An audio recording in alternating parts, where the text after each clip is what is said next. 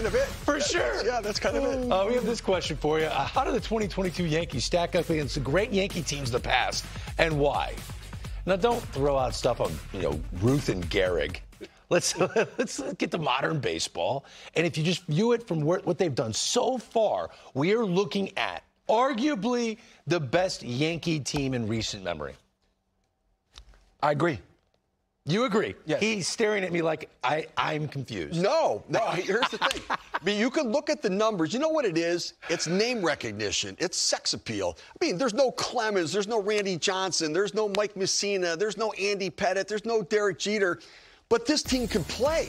I mean, Nestor Cortez, Nasty Nestor's great. But, he's not Andy Pettitte. But yet he's pitching like Andy Pettitte. Clay Holmes is pitching better than Mariano Rivera ever had a 30-game span in his career, ever. Think about that. So you're saying reality is eventually going to settle in? Well, I don't know that we're ever going to get the name recognition. I mean, there's such a history and tradition and pedigree for those former Yankee teams.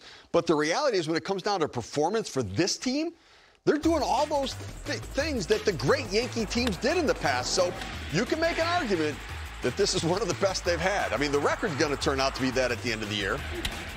Bo, tell me why you think all these great Yankee teams, which had a lot of star power, they bought a lot of players. This team is configured differently, but it might be better. Well, one, up and down their lineup, they have guys that can change the game with one swing, which makes it very difficult for a pitcher to navigate through their lineup. When you start to look at the roster construction, they went out, they became more athletic. When you look at showing up their defense, they showed up the catcher position, they showed up shortstop. They pitchers do a tremendous job of, one, pitching to contact, but when they need the strikeout, they actually can go get the strikeout. When you go to the offensive side of it, one of the biggest additions for me that makes this Yankee team better than in years past, their bench is better. They went out, they added Marwin Gonzalez. They got Carpenter off the couch. All he does is hit home runs. When you start to look at those type of veteran pieces, they can actually give their everyday guys off and keep them fresh down the stretch. I think it's the most complete team that they've had in a long time, and that's why they're in the position that they're in. I think the change at catcher is huge. I mean, Jose Trevino can really catch and throw. Higashioka is a really good solid. Gary Sanchez, the number of pass balls and the number of the interaction with the pitchers, the calling of the game, the blocking the ball in the dirt, so the extra pitches, extra innings, extra bases, you name it, they just were in trouble. Then Kiner-Falefa at shortstop can pick it with Gleyber Torres going to second. He's much more comfortable. He's actually an above-average second baseman. And then Judge in center field is better than what Hicks has been in center field. Defense, run prevention was the name of the game. That's why the Yankees are at 52-20. Great pitching and great defense is why they're with the record that they are right now, the best in baseball. The most overlooked reason why the Yankees are the best team in baseball is because their best player is playing like the best player in baseball. And I give credit in the lineup. But we're not talking about the rest of 2022. You're talking about organizational structure and trying to put together a consistently good baseball team that can basically challenge the Mets and the Braves and the rest of the National League on a consistent basis. How do you see this, Steve? Well, this team was built to outslug their poor bullpen and to outslug their defense. They were going to have to create margin for error offensively. So when the relievers came in, they got a 3 or 4 run lead, and when they give up a little bit, they still could win the game. Then it was, we've got to out-hit our mistakes. We're going to give up some runs, some unearned runs. We've got to outslug those. And the reality is that they weren't good enough to do that with Bryce Harper, right? They're behind several teams in the wild card race. It's not just about 2 games out. There's like 4 or 5 teams in front of them who I think are all better than them. And so, the reality is that with Harper, they weren't good enough. Without Harper, he drove in or scored 75 of the 352 runs that they've scored this year. 21.3%. He's a major part of it. He's their biggest run producer, and he's out. And so the reality is they can't outslug their pitching. They can't outslug their defense. And so, like Bo said, they've got a month to evaluate it, to see where they're going. They could even make a trade tomorrow and then trade that guy in the end of July. But the reality is that I think that they buy some time. They see where they're going. But if I'm Dave Dombrowski, just like when we lost Mike Piazza in 2003 to a groin injury, in my mind, I thought we're done. No, I can't say that. right? And so what I would say is, well, let's see where we go. But I think that they have to look at the potential of reconfiguring their roster. It's a clumsy roster. They're a poor defensive team. It's not just outfield defense with Schwarber and Castellanos. Their infield defense is good. Alec Bohm's not a good third baseman. They got a hole at shortstop. And so what I would do is I would reconfigure for 2023. Again, if you get there, they haven't been in the playoffs in a while. So if they have a chance to get to the playoffs this year, I may go for it a little bit, but I don't think they will. And so I think that they have to consider trade to get something to help you for next year or trade to free up financial flexibility. They go get one of the free agent shortstops next year. Improve your defense by getting a quality shortstop. Get a center fielder. You've got Real Muto catching, and now you can start to build your team. The Yankees proved run prevention can have a more significant impact than run production. The improvement at catcher and at shortstop for the Yankees is the biggest difference. And everybody thought, wow, what a horrible offseason the Yankees had. Boring, no sex appeal, they didn't get anything cool. No, you know what they did? They got better. And they can get better by improving defense, and sometimes it's addition by subtraction. Financial flexibility could go a long way for next year for the Phillies. You said buy and sell, the approach to the deadline. You're saying the same thing? I'm saying that if you get there and you're in it, then you may tweak it a little bit.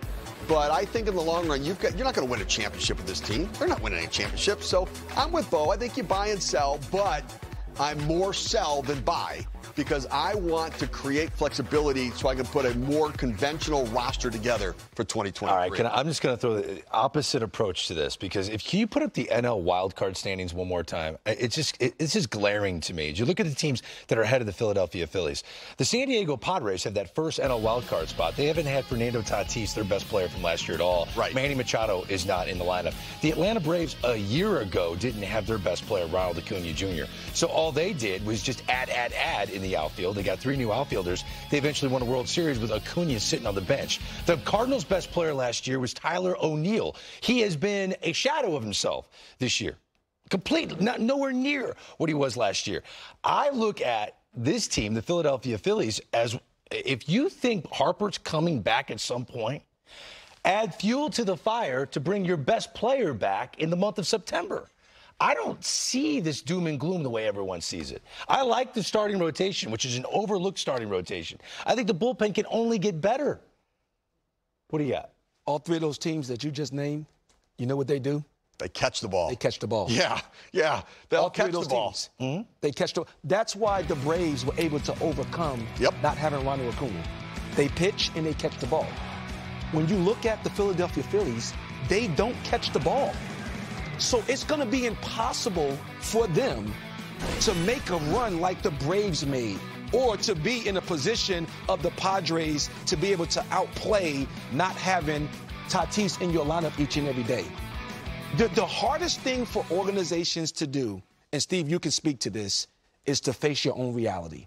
It's the hardest thing to do, because you put it together and in your mind you want it to work. But when you look at the reality of this roster, it's not a roster that's going to win a championship. Their defense is so bad they can't win. Yes. To me, that's the thing. We've never seen anything like this. This is the thing. You go get Steve Carlton, you go get Nolan Ryan, you go get Randy Johnson, and have them punch out 13 to 15 batters per game and don't put the ball in play, they have a chance. But they don't have that rotation. They do not have that rotation. Wheeler's got swing and miss. Nola at times can have swing and miss. But Ranger Suarez and Kyle Gibson, there's too much pitch to contact there. Guys. Yeah, I mean, to the point. I mean, the Atlanta Braves defense, their infield defense last year, phenomenal. The Cardinals had 5 Gold Glovers last year. The only thing the Phillies had in common with the Braves and the Cardinals from last year is that they were trailing in the standings at some point. Their team construction, roster construction, not even close. You know what? And I did this, too. Like, I'm not pointing fingers at Dave Dombrowski. I had Roger Cedeno in center field, couldn't play center field. And I kept pounding the square peg into the round hole, thinking, sooner or later I'm going to get it to fit. And it wouldn't. The ball kept falling in. He'd get a bad jump on it. It'd go to the wall. And you just, you can't change players. You've got to put them in situations to thrive, and you've got to have the right configuration all around.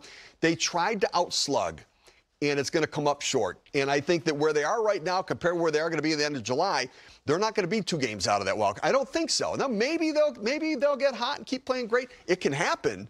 But from our experience, the roster they have can't perform to that level. And the domino effect of not being a good defensive team, it is instead of the starter going 6 or 7, he's going 5. So now you're looking at a bullpen that's one of the, weaker components of your team. They're now trying to cover 12 outs. You now start to use additional pitchers, which now over the course of time, it's tough to win series when you're basically having to use additional pitchers, more arms, and now your bullpen guys start to get fatigued. Okay, so I'm going to play Dave Dombrowski before this segment comes to an end. Bo, you're saying we should buy and sell. Give me one guy I should go buy right now. Who would help us? If we're so bad defensively, give me one player that you think could immediately help us. I'm on the phone with Dayton Moore, and I'm going to go get Microwave Taylor from the Kansas City Royals because he is an elite center fielder. That the Royals are in sell mode, and this is a championship caliber center fielder. He's right-handed with power, and he can flat out go get it in center field. And guess what? He's not going to cost you a lot of money because he's just coming into his own. He's a late bloomer. In Washington, he was a platoon player, moved around the diamond. But when you're talking about elite defense in center field, he's going to save you runs with his defense. So whatever he give you offensively is going to be a plus. Interesting. You like that too, don't you? I like it. I'm going to get Brian Reynolds from Pittsburgh, though, and you can control him for multiple years. Taylor closer to free agency. I'm going to get Brian Reynolds. He's a guy that's going to be a legit hitter in my lineup, and he can defend in center field. And so I think you get a guy that you can control for a few years too. Now everybody's going to want him if he's available. Yeah. Having a bit of a down year this year, but he's a legitimate offensive player, and he can play a solid center field. Every team in the NL East is